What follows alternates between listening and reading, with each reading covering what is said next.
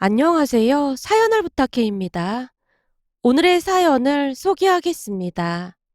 친정엄마 생신날 가족들이 다 같이 모여서 식사를 하고 있었는데요. 엄마가 닭다리를 뜯더니만 형부 밥그릇에 올려줬습니다. 그 모습에 남편이 불만스럽다는 듯이 말했어요. 장모님, 맨날 형님만 챙기시고 너무 편해하시는 거 아닙니까? 저는 언제쯤 장모님께 닭다리를 얻어먹을 수 있을까요? 편애는 무슨, 우리 맞사이는 내 생명의 은인인데 닭다리가 문제가 아니지. 내가 더한 것도 해줄 수 있어. 엄마가 형부 눈치를 보며 말하고 있었는데요. 시종일관 어둡기만 하던 형부의 얼굴이 조금씩 밝아지고 있었어요. 장모님, 뭘 또 그렇게까지 말씀하세요. 그 상황이라면 누구라도 그랬을 겁니다. 아니지. 그게 어디 쉬운 일인가? 자네가 몸을 던져서 날 구해줬잖나. 내가 사위 하나는 아주 잘 봤다니까. 자네 아니었으면 그때 진짜 큰일 치를 뻔했다니까. 장모님, 그 사위에 저도 들어가는 게 맞는 거죠? 그럼 우리 둘째 사이도 당연히 들어가지. 그래도 우리 맞사이만은 못하지. 그건 저도 인정하는 부분입니다. 세상에 형님 같은 분이 없긴 하죠. 엄마와 남편이 형부의 기분을 풀어주기 위해 노력하는 모습이었어요. 최근 들어 음식 장사를 하는 형부가 많이 힘들어하는 것을 보며 엄마와 남편이 형부의 기분을 풀어주려고 노력하는 것 같아 보였어요. 그 노력 덕분이었을까요? 형부의 표정이 조금씩 풀리기 시작했는데요. 그 기세를 몰아 남편이 더 큰 소리로 말했어요. 장모님, 그때 형님의 영웅담은 그냥 대충 들어서 알고는 있는데 진짜 어마어마했다면서요? 다시 말씀 좀 해주세요. 자세히 듣고 싶네요. 내가 자네한테는 말을 안 했던 모양이구만. 말도 마. 그때 어마어마했지. 그러니까 그때 내가 배추밭에서 일을 하고 있었는데 세상에나 집채만한 멧돼지가 나를 노려보고 있지 뭔가. 멧돼지가요? 엄청 놀라셨겠어요. 놀라다 뿐이야. 이 멧돼지가 얼마나 무시무시하냐면 말이지. 다리에 힘이 풀려서 몸도 움직이질 않고 어떻게 하나 머릿속이 그냥 멍하더라 그 말이야. 그때 생각이 나는지 엄마의 얼굴이 한껏 상기되어 있었는데요. 잠시 우리 집 소개를 하자면 우리 친정은 강원도에 위치해 있습니다. 그곳에서 부모님은 배추 농사뿐만 아니라 여러 농사를 지으며 살고 계시고 우리 삼남매는 대학을 졸업하고 서울과 경기도에서 살고 있습니다. 그러던 어느 날 대학을 졸업하고 회사를 입사한 언니가 지금의 형부를 데리고 본가로 갔던 모양인데요. 형부를 처음 보자마자 엄마의 표정이 말이 아니었다고 하네요. 그도 그럴 수밖에 없었던 것이 형부의 얼굴이 조금 개성있게 생긴 편이라고 해야 할까요? 암튼 그냥 딱 봐도 평범해 보이는 그런 얼굴은 아닙니다. 그랬기에 형부의 첫인상은 안 좋을 수밖에 없었고 엄마는 형부를 꽤나 못마땅해 했어요. 또한 형부가 일반 직장을 다닌 게 아니라 음식점을 운영하고 있었기에 그 부분으로 인해 더욱 마음에 들지 않았던 것 같습니다.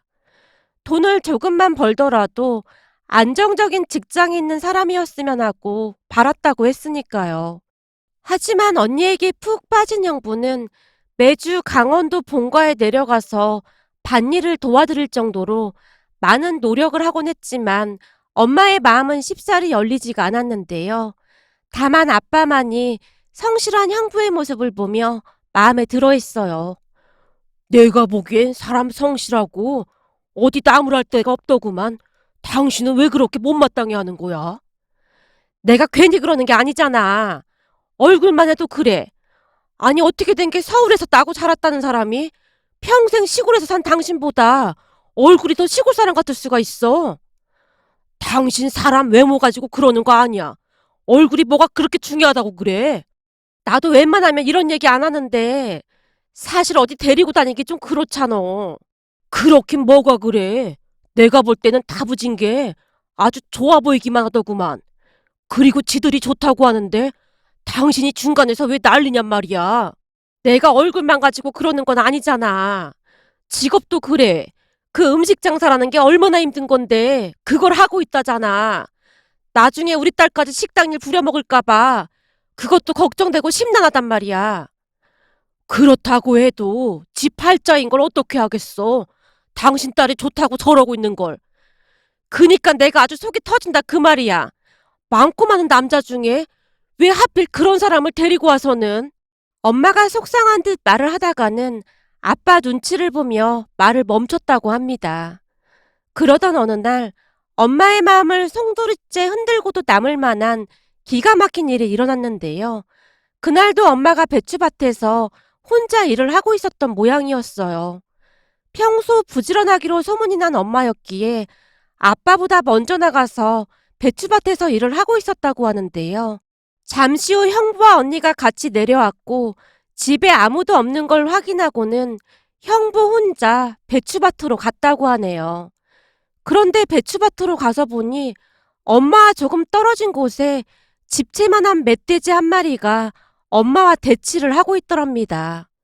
조금 전에도 말씀드렸듯이 형부는 서울에서 나고 자란 사람으로 그날 멧돼지를 처음 봤다는데요. 형부 말에 따르면 멧돼지 생김새가 아주 험악하다 못해 오금이 저릴 정도였다고 합니다. 그 광경을 멀리서 지켜보던 형부가 큰 소리로 엄마를 불렀답니다. 어머님, 움직이지 마세요. 자네나 소리 지르지 말고 조용히 좀 해. 어머님, 제가 지금 그쪽으로 가겠습니다. 아니야, 절대 오지 마. 오면 안 돼. 거기 가만히 있어. 아닙니다. 제가 어머님을 지켜드리겠습니다. 어디 감히 멧돼지 주제에 우리 어머님을 노려보고 있어. 너 오늘 뒤진 줄 알아?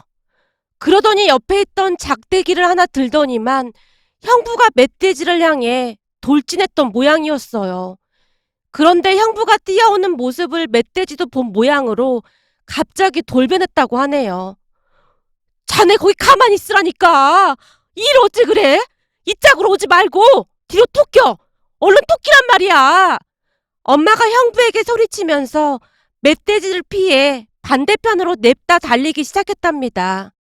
그때 당시 형부는 엄마를 살려야 한다는 신념 하나로 작대기를 하늘 높이 치켜들고는 계속해서 멧돼지를 향해 돌진하고 있었고 곧 형부와 멧돼지가 맞짱까지 뜨게 되었답니다.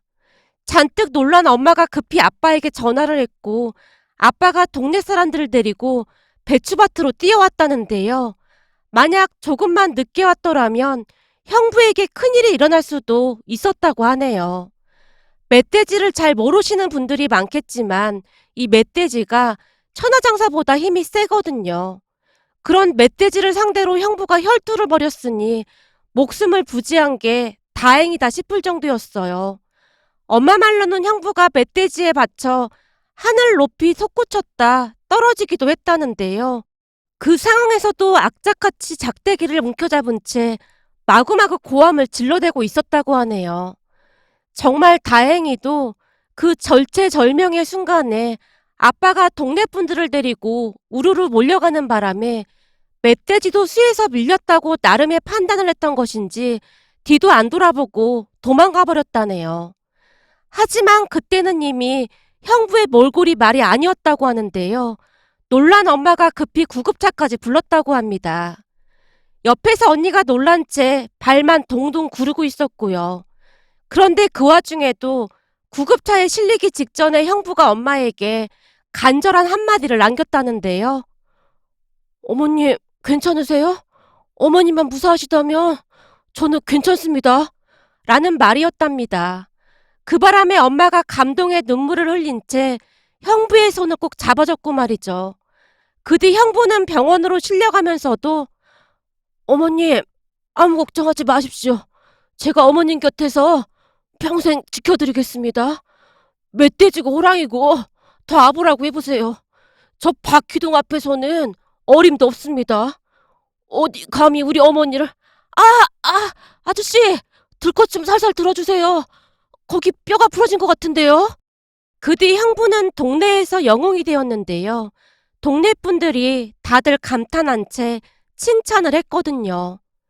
요즘 세상에 어디 결혼도 안 한 젊은 총각이 예비장모를 구하겠다고 목숨을 바쳐서 멧돼지랑 맞짱을 뜰 수 있겠어. 자네들도 생각해봐. 우리 동네에서 멧돼지랑 맞짱 뜰 수 있는 이가 몇이나 되겠느냔 말이야. 보통 깡으로는 어림도 없다니까. 내가 보니 저 집은 맞사이가 기가 막히게 잘 들어왔어. 부럽다, 부러워. 나도 목숨 바쳐서 날 구해줄 사위 하나만 있었으면 소원이 없겠다. 라는 말을 했다고 하니까요. 그렇게 형부는 동네에서 유명인사가 되었는데요. 얼마 뒤 형부가 퇴원해서 다시 본가로 갔을 때는 동네 어르신들이 장모를 살린 박서방이라며 무슨 연예인 마냥 악수까지 청했거든요. 그 모습에 형부 어깨가 한껏 올라가 있었고요. 덕분에 형부는 엄마의 무한 사랑을 받으며 언니와 무사히 결혼까지 했답니다. 그 이후 엄마는 형부라고 하면 버선발로 나와서 반기곤 하는데요. 둘째 사위인 우리 남편이 얼굴도 잘생기고 집안도 잘 사는 편이었지만 엄마에게는 오로지 맞사이밖에 없는 듯 그렇게 챙겼습니다.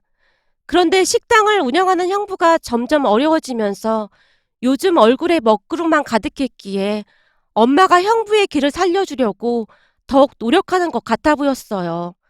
한참 동안을 형부의 무용담에 대해 이야기를 하던 엄마에게 남편이 말했어요. 진짜 대단하네요. 도대체 어떻게 하면 그럴 수가 있어요? 저 같았으면 겁나서 바로 도망쳤을 것 같거든요. 그게 뭐 대단한 일이라고. 그 모습을 봤으면 누구라도 그랬을 거야. 아니죠. 그게 아무나 할 수 있는 일이 아니라니까요. 형님처럼 배짱이 두둑해야 가능하다니까요. 남편이 기세를 몰아 한껏 형부를 치켜 세우고 있었는데요. 당연하지. 우리 맞사이나 되니까 그렇게 뛰어든 거지.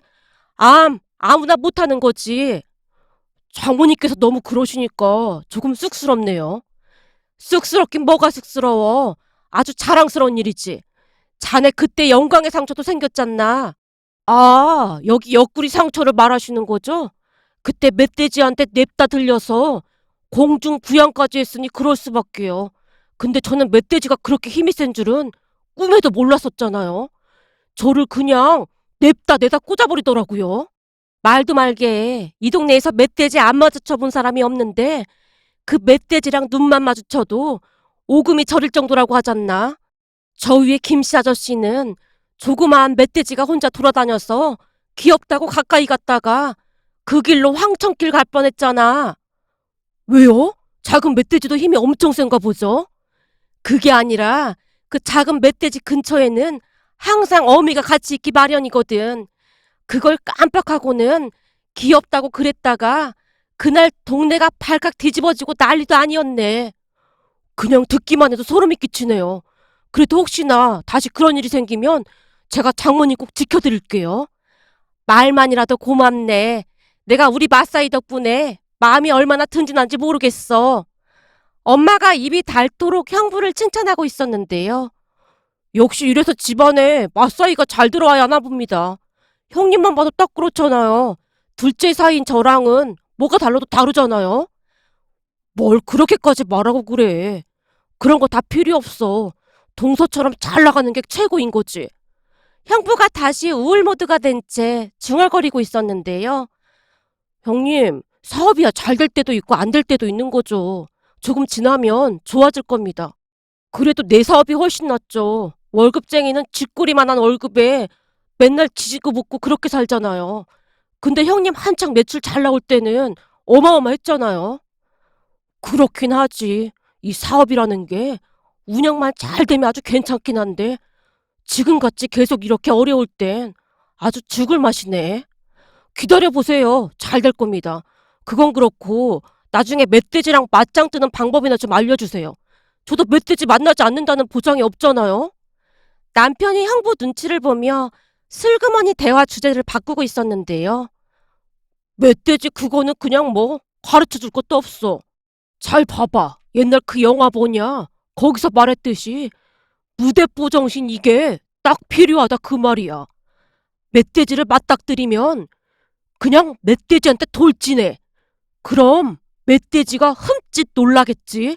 그런 다음 한마디를 날려. 너 멧돼지냐?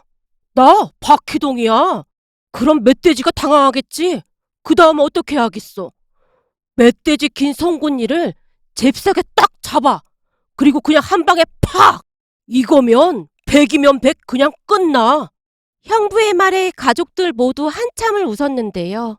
잠시나마 근심을 잊고 즐거운 시간을 보냈답니다. 그렇게 잠시 후 형부가 방으로 들어갔는데요.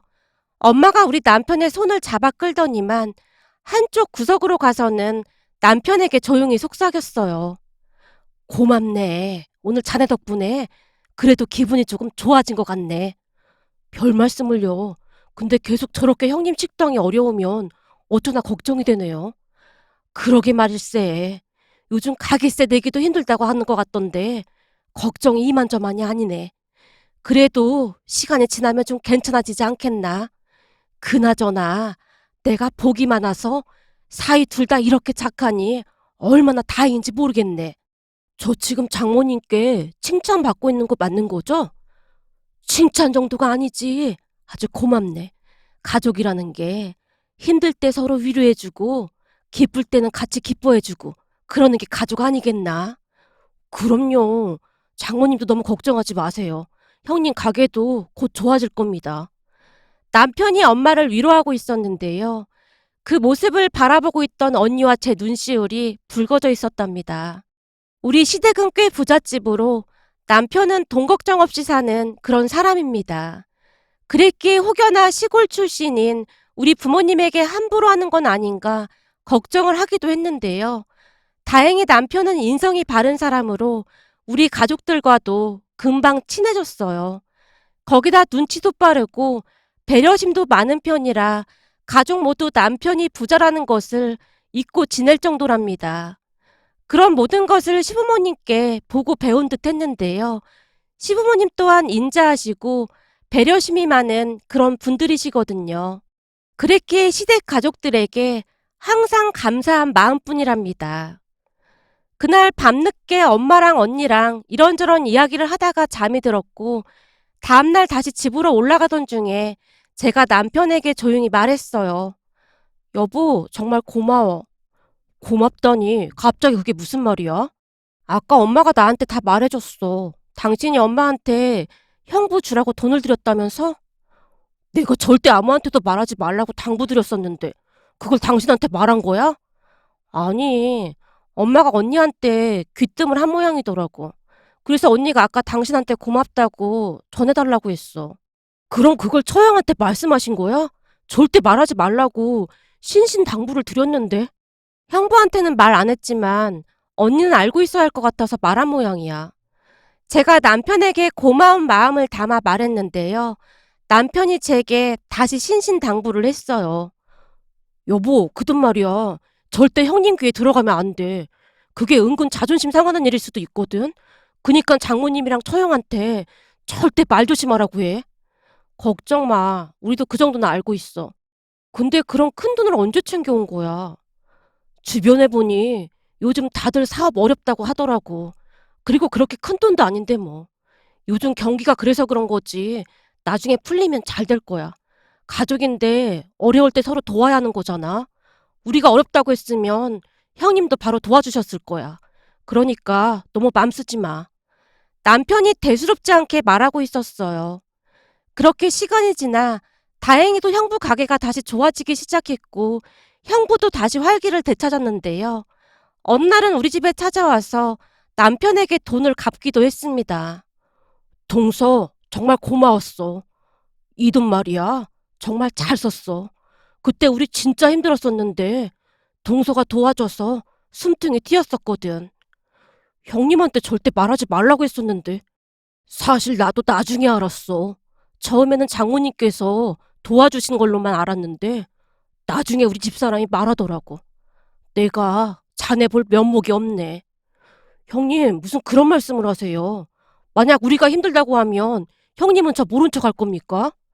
멧돼지랑 맞짱까지 뜬 형님이신데 절대 그럴 분이 아니시잖아요. 말만이라도 정말 고맙네. 내가 이 은혜 절대 잊지 않을게. 그래도 내가 겪어보니 가족들밖에 없더구만. 그럼요. 그러니까 가족 아니겠습니까? 라며 형부와 남편이 시간 가는 줄 모르고 대화를 했답니다. 형부 말처럼 이번 일을 겪으면서 가족이 얼마나 소중한 존재인지 다시 한번 깨달았는데요. 앞으로도 우리 가족 지금처럼 서로 아끼며 행복하게 살아가겠습니다.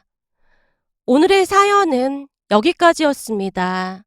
즐겁게 보셨다면 구독, 좋아요 부탁드립니다. 고맙습니다.